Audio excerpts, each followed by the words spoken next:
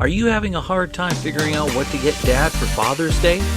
Shop now at sportshistorynetwork.com/row1 and save 15% off your order when you check out Row 1 Brand's Vintage Sports Pictorium Gallery. They have America's best sports art.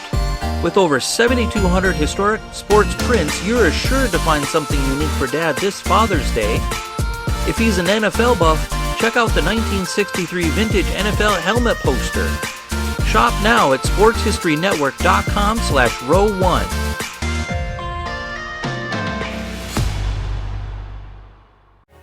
This podcast is part of the Sports History Network, your headquarters for the yesteryear of your favorite sport. You can learn more at sportshistorynetwork.com.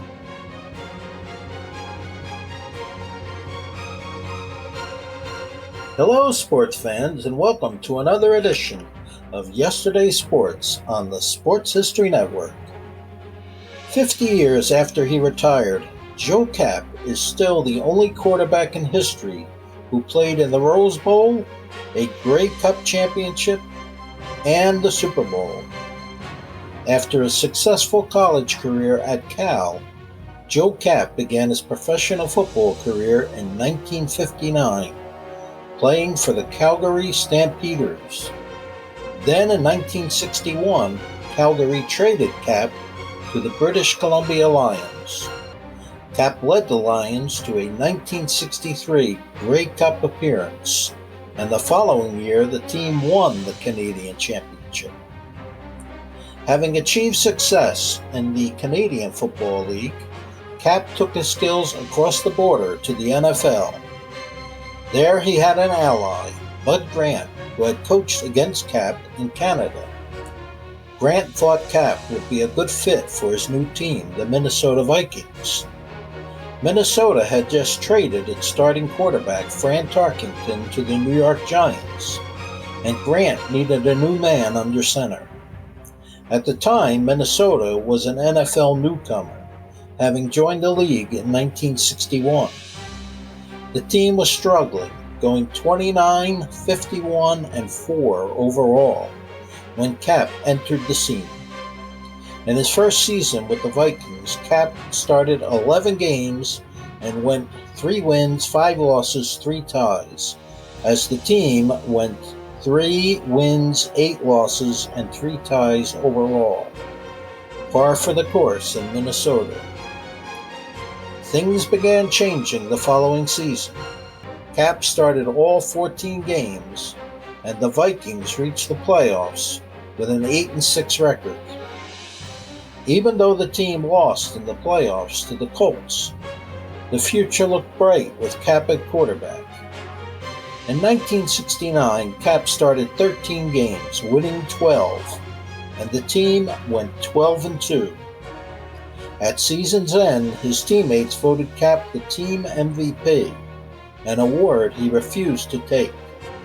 "There is no one most valuable Viking," he declared. "There are 40 most valuable Vikings."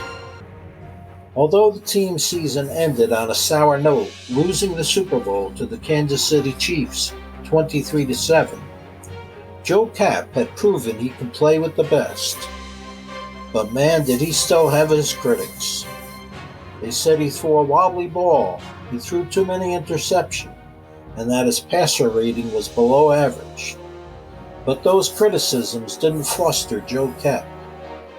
"A quarterback in professional football is paid to win," he said. "I do my job with the tools I have. If people don't think it's pretty, that suits me just fine, as long as we win." His teammates didn't waver either. They knew no matter what, Kapp would give 100%. Carl Eller, the Vikings Hall of Fame defensive end, said, "We had a closeness on that team among the black and white players, and Joe Kapp was the key to that." Another thing teammates liked about Kapp was his toughness. Unlike most quarterbacks who avoid contact, Kapp relished it. Rather than run out of bounds, Joe would run straight ahead, often looking for a defender to run over. He did just that in the 1969 NFL Championship game. He ran over Cleveland Browns linebacker Jim Houston, knocking him out of the game. One big misconception about Kapp is that he didn't have a strong arm. While it's true that he was not the most accurate of passers, he had a cannon for an arm. He could throw the ball 70 yards. Few quarterbacks in the history of football could throw the ball that far. Despite achieving success in Minnesota, Kapp played the entire 1969 season without a new contract. Unable to reach an agreement with the Vikings front office, Kapp then signed a 4-year deal with the Boston Patriots, which made Kapp the highest paid player in the league. But things didn't turn out in New England the way they had in the Midwest. Kapp and the Patriots finished the season at 2-12. Worse yet, Commissioner Pete Rozelle didn't like his 4-year arrangement and demanded that Kapp sign a standard player contract. Kapp refused, and just like that, his 12-year pro career was over. Kapp did some acting, but the lure of football was too strong. In 1982, he signed on as head coach at his alma mater and remained at the helm for 5 years. He then had a brief stint as GM on the British Columbia Lions before transitioning back to coaching as the head man of an Arena League team. Today, at 83 years old, Kapp lives in Los Gatos, California. He's a family man with a wife, 4 children, and 4 grandchildren, and gives talks once in a while. He's in the record books, too, the only quarterback ever to play in the Rose Bowl, the Grey Cup Championship, and in the Super Bowl. Kapp, you see, wasn't an ordinary Joe. He was extraordinary. This podcast is part of the Sports History Network, your headquarters for the yesteryear of your favorite sport.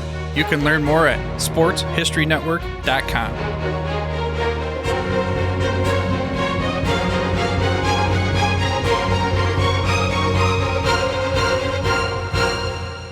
Hi, I'm Oz Davis of the True the Goats podcast here at the Sports History Network. I'd like to take a minute to tell you about quite possibly the greatest website of all time, newspapers.com. If you're listening to this podcast, or any of them at the Sports History Network, you're probably into sports history. And you probably also know that for learning about anything prior to, say, 1990 online, the typical search engines like are nearly completely useless. But then there's newspapers.com. Newspapers.com gives you access to over 640 million pages worth of news from North America, Britain, Ireland, and more, dating from 1798 to last week. Do up a search for Super Bowl I, the 36th Berlin Olympics, Wayne Gretzky's first game, whatever. Newspapers.com takes you there with historical flavor that search engines like just don't give you. And now, get a free 1-week subscription to newspapers.com by visiting sportshistorynetwork.com/newspapers. With a paid subscription, you'll also be helping to support the production of this podcast and other Sports History Network shows. That's sportshistorynetwork.com/newspapers. Newspapers.com. Way better for searches than you know what I'm talking about.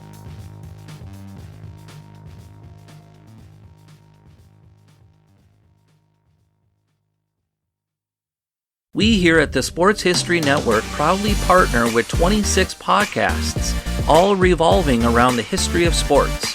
But did you know that many of our hosts were sports history authors way before they started their shows? It's true. We've got Joe Ziemba, host of When Football Was Football, Joe Zagurski, host of Pro Football in the 1970s, Mark Morthier, host of Yesterday Sports, Tommy Phillips, host of Lombardi Memories, and Scott Adamson, co-host of From the 55-Yard Line.